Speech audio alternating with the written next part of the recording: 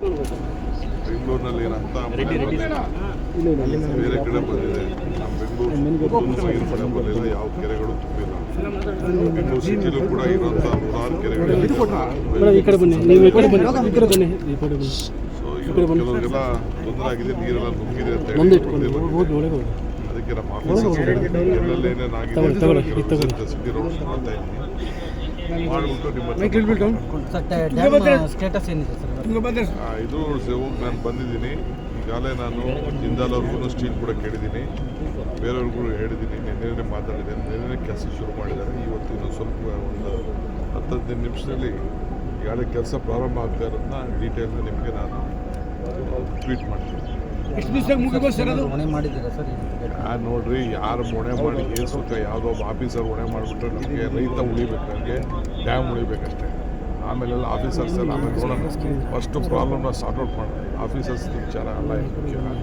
ದೊಡ್ಡ ಚೈನೆ ಕಟ್ಟಾಗಿದೆ, 70 ವರ್ಷದ ಡ್ಯಾಮ್. ಅದು ಬೇರೆ ಕಡೆ ಎಲ್ಲ 2 ಆಪ್ಷನ್ಸ್ ಇರ್ತದೆ, 2 ವೈರ್ ಇರ್ತದೆ, 1 ಚೈನ್ ಇರ್ತದೆ, ಆ ಥರ ಇರ್ತದೆ. ಇಲ್ಲಿ ಒಂದೇ ಇದ್ದಿತ್ತು. ಆ ಡಿಸೈನ್ನ ಸದ್ಯ ತಕ್ಷಣ ಸಿಕ್ತು, ವಾಪಸ್ ಕೊಟ್ಟಿದ್ದೀವಿ. ಆ ಪ್ರಕಾರ ಎಲ್ಲ ಶುರು ಮಾಡಿದ್ದಾರೆ. ಗೇಟ್ ಹಾಕೋಕ್ಕೆ ಪ್ರಯತ್ನ ಮಾಡಿ ರೈತರಿಗೆ ನೀರು ಕೊಡೋಕ್ಕೆ ಎಷ್ಟು ಬೇಕೋ ಉಳಿಸ್ಕೊಳ್ಳೋಕೆ ಪ್ರಯತ್ನ ಮಾಡೋಣ. ಬಟ್ ಅಷ್ಟು ನೀರಂತೂ ಹೋಗ್ತದೆ. ಆ ನೀರು ಕಡಿಮೆ ಆಗದೆ ನಾವು ಕೆಲಸ ಮಾಡೋಕ್ಕಾಗಲ್ಲ. ಓವರ್ ನೈಟ್ 24/7 ಎಲ್ಲ ಡಬಲ್ ಇದನ್ನು ಮಿಷಿನರಿ ಇದನ್ನು ಹಾಕ್ಬಿಟ್ಟು ಲೇಬರ್ ಹಾಕ್ಬಿಟ್ಟು ಈಗಾಗಲೇ ಆ ಗೇಟ್ನ ತಯಾರಿ ಮಾಡ್ತೀವಿ. KRSಗೂ ಸಮಸ್ಯೆ ಅಂತ ಕುಮಾರಸ್ವಾಮಿಗೆ ಏನು ಗೊತ್ತು? ಕುಮಾರಸ್ವಾಮಿ ರಾಜಕಾರಣ ಮಾತಾಡೋದು ಗೊತ್ತು ಅಷ್ಟೇ. ಏನು ಸಮಸ್ಯೆ ಇದೆ ಅಂತ ಕುಮಾರಸ್ವಾಮಿಗೆ?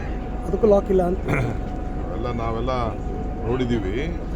ಈಗಾಗಲೇ ನಾನು ಎಲ್ಲ ಡ್ಯಾಮ್ಗಳು ಕೂಡ ಒಂದು ಕಮಿಟಿ ರಚನೆ ಮಾಡ್ತಾಯಿದ್ದೀನಿ. ಎಲ್ಲ ವಿಸಿಟ್ ಮಾಡಿಕೊಂಡು ಒಂದು ರಿಪೋರ್ಟ್ ಕೊಡಿ ಅಂತ ನಾನು ಹೇಳ್ತಾ ಇದ್ದೀನಿ.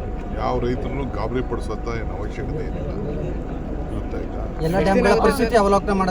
ಖಂಡಿತ ಇರಲಿ, ಒಂದು ವರದಿ ಏನೇನಿದೆ ಅಂತ ನಾನು ಆಗಲೇ ಹೋದ ವರ್ಷ ಮತ್ತು ಈ ವರ್ಷ ನಾನು ಆಗಲೇ ಎಲ್ಲಿವರೆಗೂ ನಿಲ್ತಾ ಇದೆ, ಎಷ್ಟು ನಿಲ್ತದೆ ಅದನ್ನೆಲ್ಲ ಒಂದು ವಿಡಿಯೋ ಮಾಡಿಸಿರ್ತೀವಿ. ದಾಖಲೆಗಳು ಕೂಡ ಇದೆ. ಮುಂದಕ್ಕೆ ಏನೇನು ಬೇಕು ಅಂದ್ಬಿಟ್ಟು ಒಂದು ರಿಪೋರ್ಟ್ ಅಂತೂ ರೆಡಿ ಮಾಡಿಸ್ತಾ ಇದ್ದೀನಿ.